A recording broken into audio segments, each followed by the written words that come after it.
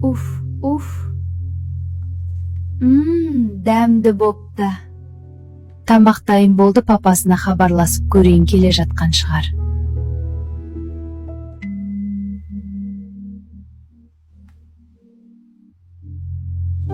Сенмен уақыт қызық өтеді екен.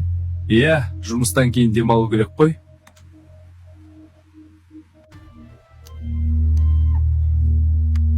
Не болды, жұмыстан мазаламашы. Саған тамақ дайындап қойдым деп айтқым келіп еді.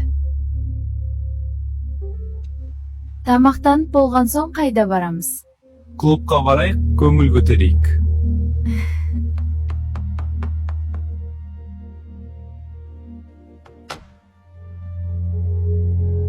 Келдіңіз ба, сіз немене ішіп алғансыз ба? Иә, достармен көңіл көтерді. Достарыңызды ойлай бермей, балдарыңызды да ойласаңыз болар еді. Маған мүлдем көңіл бөлмей қойдыңыз. Үйге кеш келесіз, оған қоса ішіп келесіз. Балдарыңыз әкем қашан келеді деп сұрайды. Неге көңіл бөлмейтінімді білгің келе ма? Сен өзіңе қарамайсың, үстіңе майдың иісі шығады. Бір киімді киіп жүре бересің. Сендердің кірлеріңді жуайын ба, тамақ істейін бе, балдар қарайын ба, қайсы бірін істейін? Қойшы, сен де шаршап тұрмын, жатамын.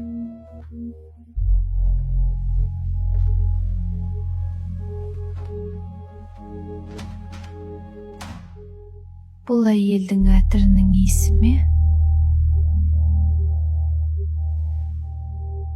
Қыздармен сөйлесіп жүр екен ғой, неге үйге кеш келеді десем? Мен үйдің тірлігі бала-шаға деп өзіме көңіл бөлмей кетіп ертеңнен бастап қолға алам.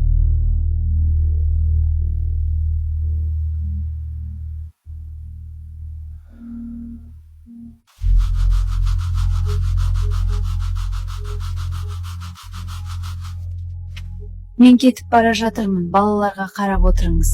Қайда бара жатырсың? Өзіме көңіл бөліп қайтайын, кеше айттыңыз ғой. Саламатсыз ба, сізге қандай көмегім керек? Салмаған шашымды бұйралап, менде макияж жасау керек. Жарайды, күте тұрыңыз.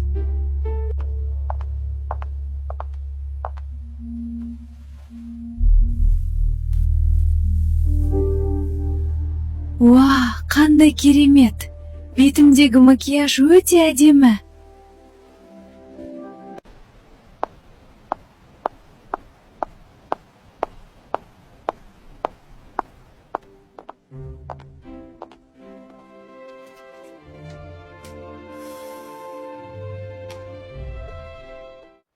Қандай әдемі болып кеттім, енді осылай киім алып өзіме қарап жүремін, үйдің тірлігі деп жүре беріппін ғой.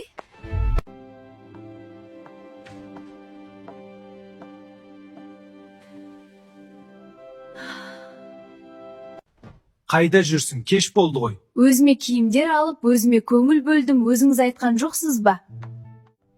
Сондай сұлу болып кетіппін ғой.